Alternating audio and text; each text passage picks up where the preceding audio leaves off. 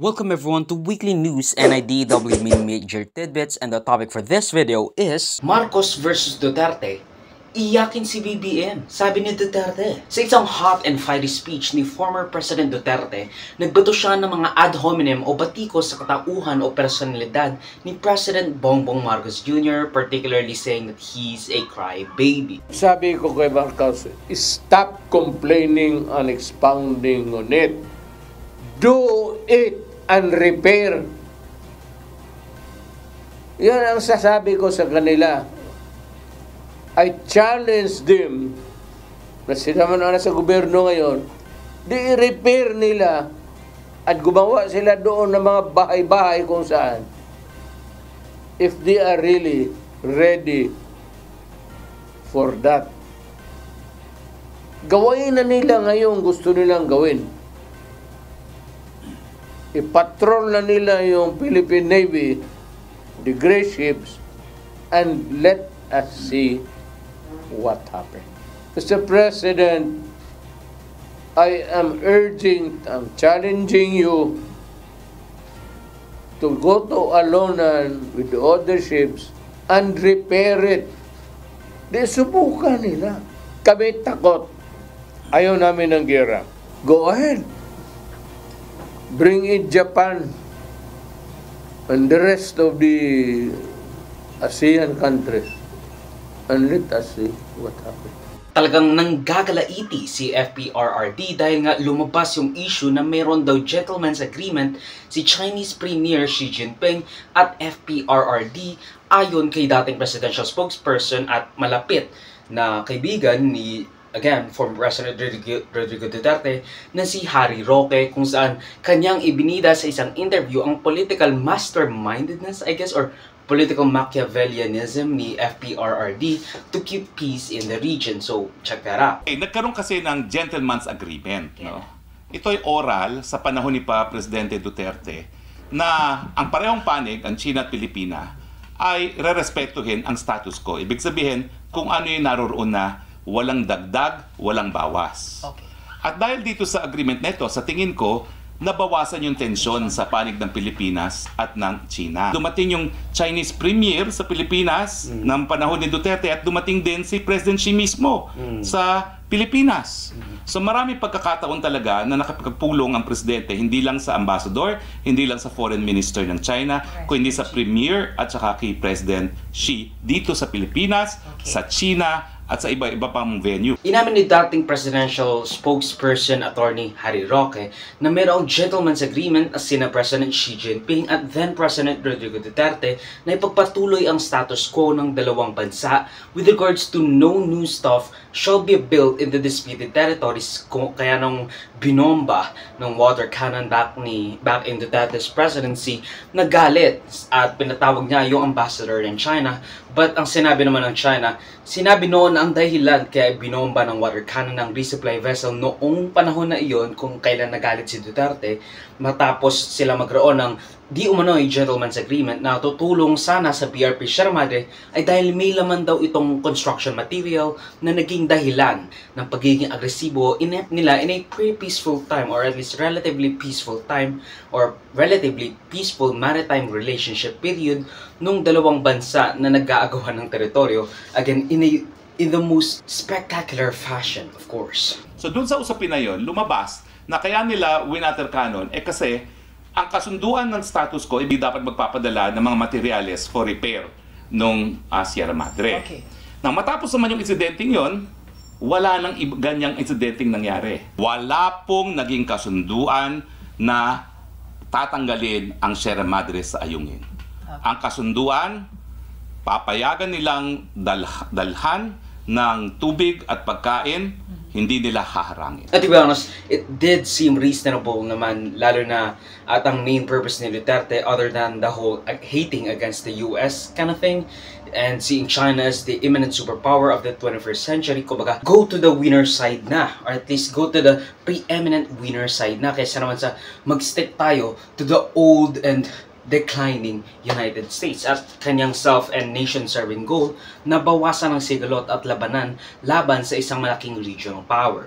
So again, nung panahon ni Duterte, relatively peaceful ang relasyon natin with China, or at least in China-PH relationship, which is a refreshing tone considering ang dahilan ng lahat ng ungkata ng mga secret dealings parang sa the room where it happens, ang nangyayari in a sense na nagre-rely tayo sa ating mga leader to save the day, pero we don't have a say on what they trade away. We dream of a brand new start, but we live in the dark for the most part on how does everything get challenged or even made. The dealings, the secret dealings that were made para lang magkaroon or at least magkaroon ng kompromisa with each other. In the Gentleman's Agreement, ang tinatrade daw ni Duterte para sa relative na kapayapaan in the West Philippine Sea is ang pagiging malambot ng response natin sa China, ang hindi pag-assert ng ating sovereignty or sovereign rights sa rehiyon based on proximity, not UNCLOS. Let's be real, UNCLOS is a convention. Nothing is stopping China from harming us kasi nga we are not worth the geopolitical risk at hindi naman tayo kailangang lusubin ng China kasi konting takot lang ng either economic or political sanctions along with some bullying, titiklop na tayo. Lalo na't marami tayong Chinese businessmen. Although, again, they are Filipinos. Okay? Don't go around harassing or boycotting Chinese Filipinos, mga Chinoy, just because they are Chinese and we have some xenophobic mentality just because the Chinese authorities in the mainland China is doing all this stuff against us. Again, this is more of a Chinese government doing bad things to us. Kaya I kind of agreed dun sa sinabi ni Duterte na papel lang ang pagkapanalo natin laban sa China sa ating glorious arbitral ruling, which, or at least even though it is a win, basically alam kong hindi siya yung best course of action. Kumbaga, hindi yun yung dapat nating ini-stakean ng ating claim. Natigilan ng ating pag-assert ng ating sovereignty sa West Philippine Sea. Pero I get why Duterte want to just keep the status quo because again, it is easier for him to deal with a lot of things either way. Kumbaga, alam niyang hindi feasible na mag-rely tayo sa US for everything kasi nga, like sinabi ko nung last time, kung magre-rely tayo sa US by giving them a place for their troops and bases here in the Philippines, just like what BBM has already been doing with their EDCA sites, along with some personal animosity, parang mawawalan rin ng silbi yung sinasabi mong ang dahilan kung bakit tayo nandito, or at least bakit nandito yung tropa ng mga Kano, ay dahil gusto natin protektahan ang ating otonomiya at soberanya kasi para na rin nating sinusurrender ang ating kalayaan, but to a familiar evil, which is the United States. Kumaga, sinasabi natin, oh, gusto kong protektahan ang aking soberanya, ang ating kaligtasan. Pero ibibigay naman natin, isusurrender natin some of our liberty and our rights to give these Kano some operating place where they can do whatever the fuck they want to stake their weapon systems in the Philippines. Now, I don't really want to get in on all of those kasi I know the benefits of having EDCA sites in our region and the fact that we are just a pawn as of now in this whole thing, in the struggle of the two powers. Siguro, ang mali lang ni Duterte is to naively think na the status quo can't remain forever in a country na overwhelmingly still for the USA and predominantly anti-China based on, again, things that has been going on since we won the arbitral ruling and a lot of stuff that has happened in conflict or in conjunction doon sa mga pinaggagawa ng China sa ating West Philippine Sea. We are American-phile or America-phile or I'm not sure, pero yun na nga, hindi porke we are in the right on all possible reasonable avenues magagawa na natin ang gusto natin. In this case, might make right, but not the might of the right, or the right of the might that supports the right because the right isn't geopolitically worth the risk of an escalation between the predominant and emerging might. If you want to learn more about the topic, watch NIDW number 44 or watch my NIDW mini major tidbit about the video or it is about the West Philippine Sea at harassment ng China. Sumugot si President Marcos Jr. na wala siyang pake sa mga personal na atake ni dating Pangulong Rodrigo Duterte at irrelevant ang kanyang mga atake laban sa kanyang. Again, it's an ad hominem attack because, you know, you're a crybaby or some shit like that. I don't fucking know. I haven't watched the video. But all I know is that he taunted President Bongbong Marcos Jr. I don't pay any attention to that. I really don't. That means absolutely nothing to me. And, you know, again, the former president is a highly experienced lawyer. He should know that ad hominem attacks like that really have no place in this kind of very important and very precarious discussions. Sasabihin, pangit eh. O sige, di pangit ako, so what? Hindi ba? Walang lugar yung mga yung mga personal ad hominem attacks kung tawagin sa batas. Thank you, sir. Thank you. Thank you, Mr. President. But again and again, iginigit niya ang dapat niyang tuunan ng pansin ay yung sinasabi ni Attorney Harry Roque na gentleman's agreement. Because again, that's the sore point. Kumbaga, even though I don't think this is unconstitutional or in any case, the fact of the matter is that sneak that to the public, sneak it in the public. But again, I don't think that would be constituted as unconstitutional. That's just weird, man. That's just the political maneuvering of of our executive leader. Pero yung sinasabi nga ni Marcos, ano yung kanyang kinokompromisa para mapanatili ang kapayapaan sa West Philippine Sea? Because again, it's relatively full peacetime. Bagamat maanghang ang tila one-sided feud ni Duterte at Marcos, sinasabi niyang hindi niya itinuturing na kaaway si former President Rodrigo Duterte. Maliwanag na para sa akin, may usapan sila na tinago nila sa taong bayan. Number one.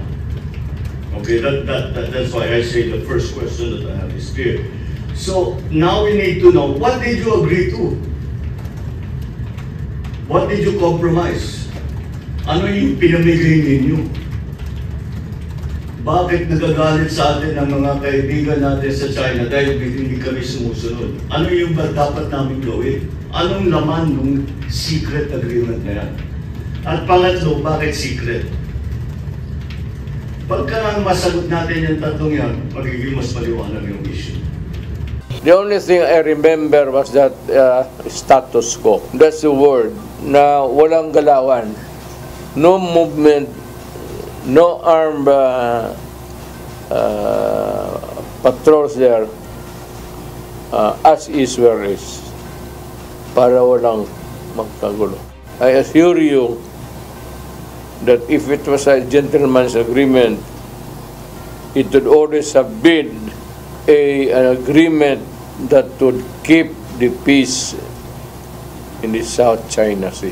Ipinoprotektahan rin ni President Marcos si VP Sara Duterte dahil sa kanyang tamilmil o walang imik patungkol sa pagdepensa at paglabas or maglabas ng statement for the Filipino people against Chinese aggressions in the West Philippine Sea. It's not the Vice President's place the Vice President is part of the government, not unlike before.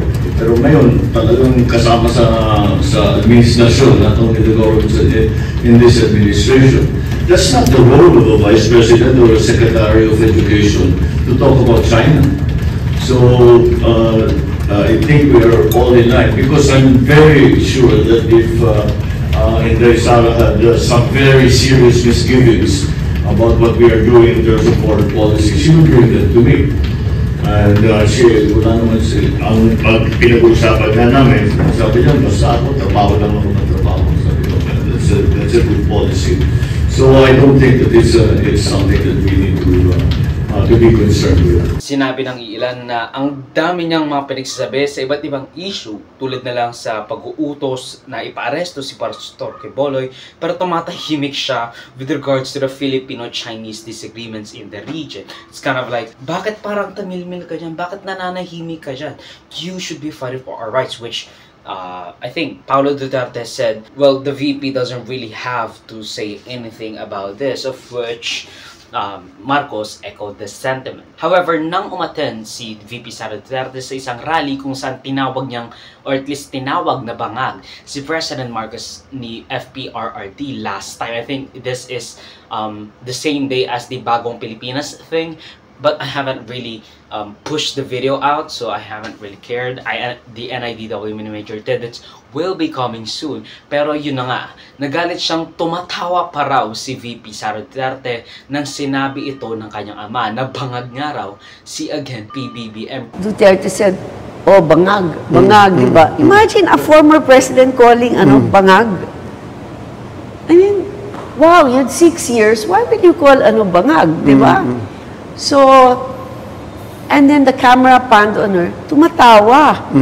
So, syempre nakita ko, sabi ko, wow, man. I mean, masakit yan. And then when said Duterte, si Sandro, yan, gusto maging prime minister, perpetuate themselves in power. Tapos ako, I would say, binibilang ko ngayong mga oras. So, pero tumawa sila. So, parang for me, ano yan, mali yata yan, di ba? Parang, you're getting swelled from the government, di ba? You're supposed to be the alter ego. We're there protecting you. Tapos gagawin mo yan? Which BBM has actually responded saying that maybe it's the fentanyl, that's why he's saying that stuff. Po sa statement ni President Duterte last night sa drugs and drugs initiative. And then urging you to resign. Resign po.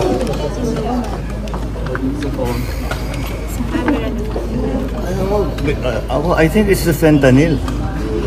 Bumelta ang ating First Lady Liza Araneta Marcos, the mastermind of it all, sa kanyang interview kung saan sinabi niyang, even Lini didn't do that. Don't bring her into this crooked game you call politicking. Okay? Wala siyang sinabi tungkol kay PBBM that either isn't true or remotely as bad as what Duterte has said. Don't bring her into this. We can see here na talagang si Liza Araneta ang the one calling the shots. It's such an off-putting statement to LARP and the former Vice President into this. She is a dignified scholar. She's enjoying her life. She won't do anything close to that. And don't LARP her into this. Don't put her in the same basket as former President Rodrigo Duterte. They are completely different people. Wala siyang sinabi tungkol kay PBBM that either isn't true or remotely as bad. Okay? I don't think she ever said anything about PBBM that is against, it isn't true, or remotely as bad as what Duterte has said. I'm not a kakamping in the most caricatured way possible of a liberal, fucking classist, wala na akong maisip na salita. Yung mayayaman, yung mga elitista na the most caricatured way possible. But let's not compare apples to rotten oranges here. Bad shot na raw siya.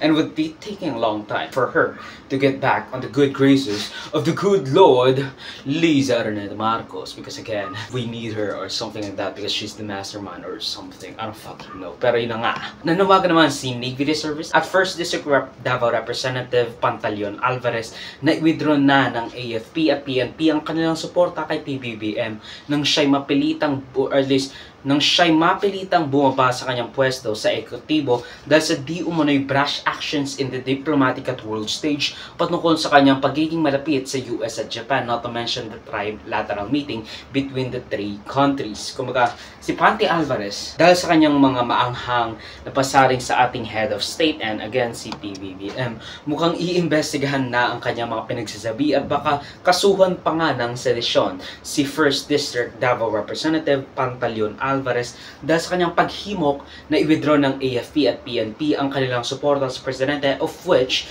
the AFP and the PNP has never said a word, or at least has never corroborated any type of insurgency or mutiny against the executive leader. Pinasaringan rin ni PBBM ang war on drugs ni dating presidente Rodrigo Duterte nang masabat or at least nang masabat ng DILG at PNP ang mahigit kumulang 10 bilyong pisong halaga ng illegal na drogang kanilang nakuha sa isang driver ng isang closed van. Although parang napakalaki nito for just one person to transport all of that.